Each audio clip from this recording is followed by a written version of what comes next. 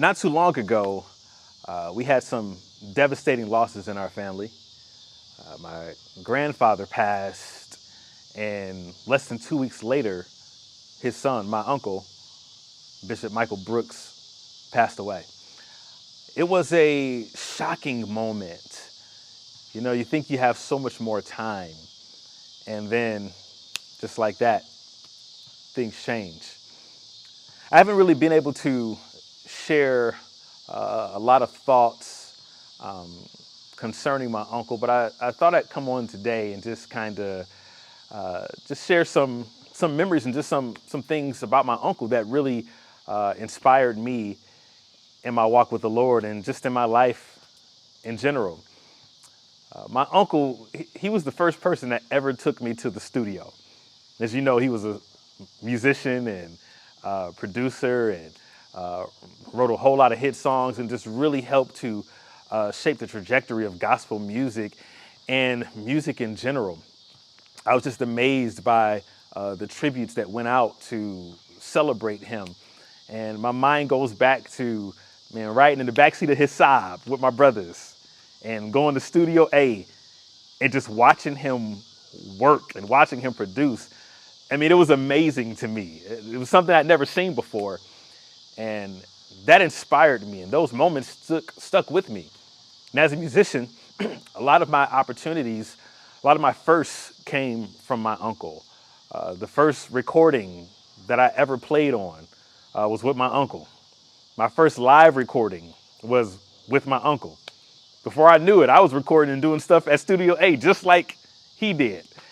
And it's so cool for, you know, a figure to be in your life and so close to you who's larger than life, yet accessible. And that was my uncle. He inspired me musically. But I tell you, he inspired me the most with his spiritual journey. He was the pastor of Restoration Fellowship Church. And I remember in the 90s when we would go over to the church and be there, I was always nervous to go because they were a worshiping church. I mean, hands raised, hands lifted.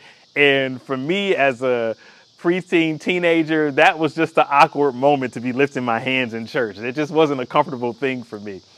But it was at his church that I really felt inspired to worship. It was under his teaching, his preaching and teaching for me as a teenager, and then even as I began to preach myself, I would always say, that's how I want to teach. I want revelation of the word like that. Even the prophetic ministry, just the way that God would speak to him to speak into others' lives, I wanted all of that. As a matter of fact, I have notebooks to this day of sermon notes from my uncle. I'm glad that there's an archive of his teaching and preaching because the anointing is still resident in the earth and the words are yet speaking to this day. I was inspired by his preaching, inspired by his teaching, his music, and he walked with a level of confidence that caused him to really do anything that was on his heart to do. He was not fazed by people's opinions. He was not fazed by what people thought. He was not a people pleaser type of a person. He was really a leader. He was his own man. And that inspired me to stand strong, to be confident, to be bold, to do what the Lord has called you to do. Every Sunday night, just about, we had a standing appointment without making any arrangements to meet up and to eat. J. Alexander's, that was our spot.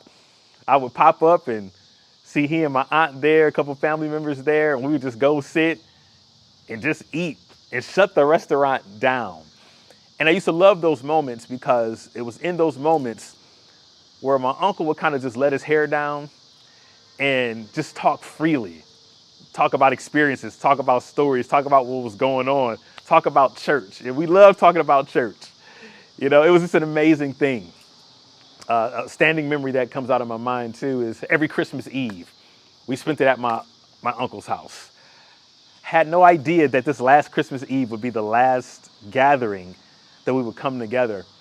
But it was always an amazing time of sharing, of laughter, of food, of music. I can go on and on about the memories of my uncle, but I'll tell you this, he makes me proud to have the last name Brooks. And though he's gone, I know that his ministry and impact is felt in the earth.